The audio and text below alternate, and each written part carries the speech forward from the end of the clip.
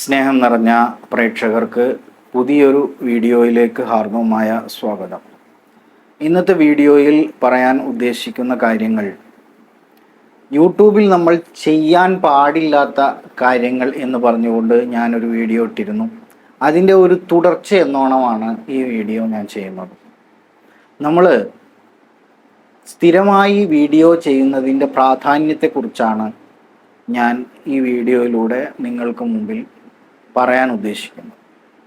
ഏതൊരാളൊരു channel തുടങ്ങിയാലും അതിൽ തുടർച്ചയായി video ചെയ്യുമ്പോഴും അല്ലെങ്കിൽ വീഡിയോ ഒരു കൃത്യനിഷ്ഠതയുമില്ലാതെ വല്ലപ്പോഴുമൊക്കെ വീഡിയോ ചെയ്യുന്നതും തമ്മിലുള്ള വ്യത്യാസം എന്താണ് എന്നാണ് ഞാൻ നിങ്ങളോട് പറയാൻ ഉദ്ദേശിക്കുന്നത്. ഇന്നത്തെ കാലത്ത് ആർക്കും ഒന്നിലും അധികം കോൺസെൻട്രേറ്റ് ചെയ്യാൻ വലിയ താല്പര്യം ഉണ്ടാവില്ല. പ്രത്യേകിച്ച് അതിൽ നിന്നൊരു റിട്ടേൺ ഇല്ല എങ്കിൽ, ഏതൊരു കാര്യവും നമ്മൾ ചെയ്യുമ്പോൾ അതിൽ നിന്നൊരു സാറ്റിസ്ഫാക്ഷൻ വളരെ പ്രധാനപ്പെട്ടതാണ്. ഇപ്പം ഒരു കാര്യം നമ്മൾ ചെയ്യാണ്, ഒരു ഭക്ഷണം നമ്മൾ കഴിക്കാൻ, ഭക്ഷണത്തിൻ്റെ കാര്യം പറഞ്ഞു കഴിഞ്ഞാൽ എല്ലാവർക്കും പെട്ടെന്ന് മനസ്സിലാവും. ഒരു ഭക്ഷണം നമ്മൾ കഴിക്കുന്നു, ആ ഭക്ഷണം കഴിക്കുമ്പോൾ നമ്മൾ ഉദ്ദേശിച്ച ഒരു സാറ്റിസ്ഫാക്ഷൻ ഉണ്ട്, ഒരു സംതൃപ്തിയുണ്ട്. ആ സംതൃപ്തി നമുക്ക് ലഭിക്കുന്നില്ല എങ്കിൽ നമ്മൾ പറയായി അത് കൊള്ളില്ല കേട്ടോ, ആ ഭക്ഷണം കൊള്ളില്ല.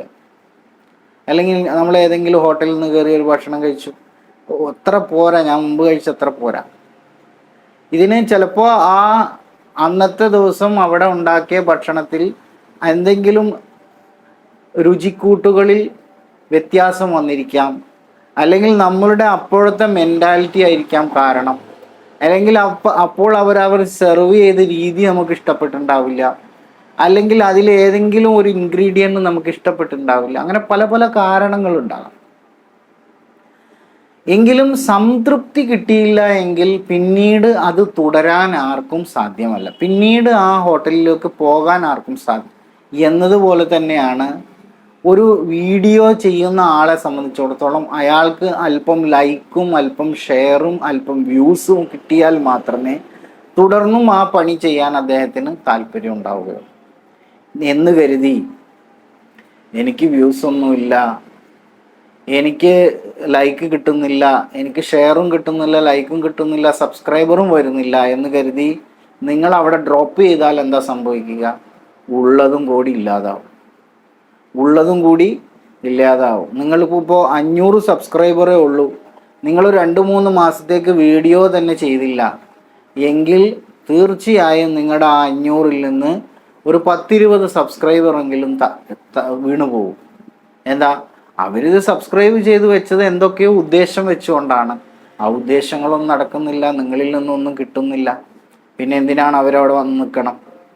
പിന്നെ ചിലരുണ്ട് വെറുതെ ഒരു വീഡിയോ കണ്ടിട്ട് ആ വീഡിയോയിൽ അല്പം കാര്യമുണ്ട് എന്ന് കരുതി സബ്സ്ക്രൈബ് ചെയ്ത് വെച്ചു, പിന്നീട് ആ ചാനലിൽ നിന്ന് വരുന്നതൊന്നും അവർക്ക് ഇഷ്ടപ്പെടുന്നില്ല എങ്കിൽ അവരും ഡ്രോപ്പ് ചെയ്ത് പോകാം. അപ്പം ഒരു വീഡിയോ, ഒരു ചാനൽ തുടങ്ങി എങ്ങനെ നിങ്ങൾ ഒന്നിൽ കോൺസെൻട്രേറ്റ് ചെയ്ത് നിൽക്കും എന്നതിനെ പറ്റി ഒരു വീഡിയോ ഒരാൾ ചെയ്തതായിട്ട് ഞാൻ കണ്ടു. അദ്ദേഹം അതിൽ പറയുന്നത് വളരെ രസകരമായിരുന്നു അദ്ദേഹത്തിൻ്റെ വീഡിയോ. ആ വീഡിയോയിൽ അദ്ദേഹം പറയുന്നുണ്ട്, നിങ്ങളിപ്പം ട്രെൻഡിങ് ആയിട്ടുള്ള ഏതെങ്കിലും കാര്യത്തെക്കുറിച്ച് സംസാരിച്ചു കൊണ്ട് നിങ്ങൾ വീഡിയോ തുടങ്ങുന്നു. ട്രെൻഡിങ് ആയിട്ടുള്ള കാര്യങ്ങൾ പറഞ്ഞു കഴിഞ്ഞാൽ പെട്ടെന്ന് വാച്ച് അവർ കൂടും, പെട്ടെന്ന് സബ്സ്ക്രൈബർ വരും. അതേപോലെ തന്നെ പെട്ടെന്ന് നിങ്ങൾ എന്താണോ ഉദ്ദേശിച്ചത് സബ്സ്ക്രൈബറും അതുപോലെ തന്നെ വാച്ച് അവറും ഒക്കെ ആണല്ലോ ഏതൊരാളും പെട്ടെന്ന് ഉദ്ദേശിച്ചു കൊണ്ടിരിക്കുന്നത്. എന്തിനാ? മോണിറ്റൈസേഷന് വേണ്ടി. അപ്പോൾ ട്രെൻഡിങ് ആയിട്ടുള്ള സബ്ജക്റ്റിനെ കുറിച്ച് കൂടുതൽ സംസാരിക്കുമ്പോൾ തീർച്ചയായും ട്രെൻഡിങ് ആയിട്ടുള്ളതായതുകൊണ്ട് അത് കേൾക്കാനും കാണാനും ആളുകൾ ഉണ്ടാവും. ഇപ്പോൾ ഒരു സമയത്ത് മുല്ലപ്പെരിയാർ അണക്കെട്ടിനെ കുറിച്ച് എല്ലാ മഴക്കാലത്തും മുല്ലപ്പെരിയാർ അണക്കെട്ടിനെ കുറിച്ച് എല്ലാവരും വീഡിയോ ചെയ്യും. ഇതേപ്പോൾ പൊട്ടും, ഇതേപ്പോൾ പൊട്ടാൻ പോവുകയാണ്, പൊട്ടിക്കൊണ്ടിരിക്കുന്നു എന്നൊക്കെ പറഞ്ഞിട്ട്. പടച്ചോനത് അങ്ങനെ നല്ല രീതിയിൽ നിലനിർത്തട്ടെ എന്ന് നമുക്കെല്ലാവർക്കും പ്രാർത്ഥിക്കാം. കാരണം എന്താണെന്ന് വെച്ചാൽ പൊട്ടിക്കഴിഞ്ഞാൽ ഈ പറയുന്നതൊന്നും ഉണ്ടാവില്ല. മനസ്സിലായോ? തമാശയല്ല കാര്യം, അത് വിടും. അപ്പോൾ ആളുകളെ ഭീതിപ്പെടുത്തരുത് എന്ന് പറഞ്ഞുകൊണ്ട് സർക്കുലർ ഇറക്കിയിട്ടുണ്ടായിരുന്നു ഗവൺമെൻറ്. എന്താ കാരണം? ആളുകൾ ഭീഷണി, ആളുകൾക്ക് ഇതൊരു വലിയ ഭയം സൃഷ്ടിച്ചു കഴിഞ്ഞാൽ ആളുകളൊക്കെ വയലൻ്റായി പ്രത്യേകം പ്രയാസത്തിലാകും, മാനസികമായിട്ട് സമ്മർദ്ദം ഉണ്ടാകും. അതുപോലെ തന്നെ അത് വലിയ പ്രക്ഷോഭത്തിലേക്കും ഒക്കെ പോകുമെന്നുള്ളത് കൊണ്ടാണ് അത്തരത്തിൽ അത് നിങ്ങൾ അറിയാത്ത ഒരുപാട് കാര്യങ്ങൾ അതിൻ്റെ പുറകിലുണ്ട്. അത് 125 വർഷങ്ങൾക്ക് മുമ്പുണ്ടാക്കിയതാണെങ്കിൽ പോലും അതിനെ സ്ട്രെങ്തൻ ചെയ്യുന്ന പരിപാടികളൊക്കെ അതിനിടയ്ക്ക് ചെയ്തിട്ടുണ്ട് എന്നാണ് വിശദമായിട്ട് അതിനെക്കുറിച്ച് സംസാരിച്ചപ്പോൾ അതിനെക്കുറിച്ച് വായിച്ചപ്പോൾ മനസ്സിലായത്. അപ്പോൾ അതുകൊണ്ട് ആ കാര്യം അവിടെ നിൽക്കട്ടെ. അപ്പോൾ ട്രെൻഡിങ് ആയിട്ടുള്ള സബ്ജക്റ്റ് ആളുകൾ എടുക്കുന്നത് എന്തിനാണ്? ജനശ്രദ്ധ നേടാൻ വേണ്ടിയിട്ടാണ്. അപ്പോൾ ഈ ജനശ്രദ്ധ നേടിക്കഴിഞ്ഞാൽ അപ്പം ഒരു ട്രെൻഡിങ് ആയിട്ടുള്ള സബ്ജക്റ്റ് നിങ്ങൾ എടുത്തു, അതിനെക്കുറിച്ച് നിങ്ങൾ വീഡിയോ ചെയ്തു, നിങ്ങൾ അത്യാവശ്യം വൈറലായി, അത്യാവശ്യം സബ്സ്ക്രൈബറൊക്കെ നിങ്ങൾക്ക് കിട്ടി. പക്ഷേ നിങ്ങളുടെ ഒരു രീതി അതല്ല. നിങ്ങൾ വേറെന്തോ ഉദ്ദേശിച്ചു കൊണ്ടാണ് ചാനൽ തുടങ്ങിയത്.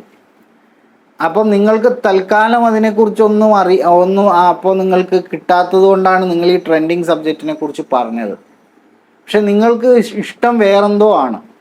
അപ്പോൾ ആ സബ്ജക്റ്റിലേക്ക് നിങ്ങൾക്ക് ഇഷ്ടം വേറെ എന്തോ കാര്യങ്ങൾ പറയാനാണ്. ഇപ്പോൾ പൊളിറ്റിക്സിനെ കുറിച്ച് പറയാനാണ്, അല്ലെങ്കിൽ നിങ്ങൾക്ക് പാട്ട് പാടാനാണ് ഇഷ്ടം. അങ്ങനെ നിങ്ങൾ പാട്ട് പാടിക്കൊണ്ടിരിക്കുന്നു എന്ന് വിചാരിക്കുക. തുടർന്നുള്ള വീഡിയോകളിൽ നിങ്ങൾ പാട്ട് മാത്രമാണ് പാടുന്നതെങ്കിൽ നിങ്ങൾക്ക് ഈ ലഭിച്ച സബ്സ്ക്രൈബറിൽ നിന്ന് ഒരു പറ്റം ആളുകൾ ചെടേ എന്നിട്ട് പോകും. കാരണം എന്താ? അവർ മറ്റേ ആ ട്രെൻഡിങ് വീഡിയോ കണ്ടിട്ടാണ് വന്നത്. തുടർന്നും അത്തരത്തിലുള്ള ട്രെൻഡിങ് വീഡിയോസ് അല്ലെങ്കിൽ തുടർന്നും അത്തരത്തിലുള്ള വീഡിയോസ് ആയിരിക്കും ഇതിൽ ഉണ്ടാവുക എന്ന് കരുതിക്കൊണ്ടാണ് അവർ വന്നത്. പക്ഷേ നിങ്ങളിൽ നിന്ന് ലഭിക്കുന്നത് വേറെ മറ്റെന്തോ ആണ്.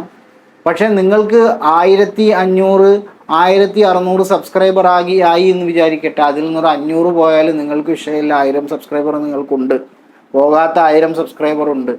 അപ്പം ഏതെങ്കിലും ട്രെൻഡിങ് സബ്ജക്റ്റിനെ കുറിച്ച് വീഡിയോ ചെയ്ത് ആളുകളെ ഉണ്ടാക്കിയതിന് ശേഷം നിങ്ങൾക്ക് നിങ്ങളുടെ ഇഷ്ടം പോലെ വീഡിയോ ചെയ്ത് പിന്നെ മുന്നോട്ട് പോകാം എന്നാണ് അദ്ദേഹം പറഞ്ഞു വന്നത്. അപ്പോഴും നിങ്ങളെ ആ ഒരു 2000 സബ്സ്ക്രൈബറിൽ നിന്ന് 500 സബ്സ്ക്രൈബർ പോയാലും നിങ്ങൾക്ക് അവിടെ സബ്സ്ക്രൈബർ ബാക്കി ഉണ്ടല്ലോ. തുടർന്നും വീഡിയോ ചെയ്തുകൊണ്ട് നിങ്ങളുടെ ഈ കാറ്റഗറി ഇഷ്ടപ്പെടുന്ന ആളുകൾ അതിലേക്ക് വന്നുകൊള്ളും എന്നാണ് അദ്ദേഹം പറഞ്ഞത്.